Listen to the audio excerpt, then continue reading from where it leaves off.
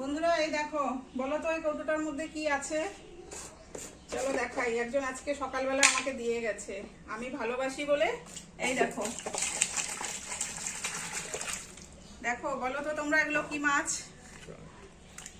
কি মাছ কি লাফাচ্ছে দেখো। হায় হায়, ধরতে তো পারছি না। এ কি? এই দেখো কত ষাটি মাছ। এগুলো আজকে আমাকে দিয়ে গেছে একজন। এখানে চ্যাং মাছও আছে। এই দেখো, এটা চ্যাং মাছ। এই যে মাথা মোটা, এটা চ্যাং মাছ।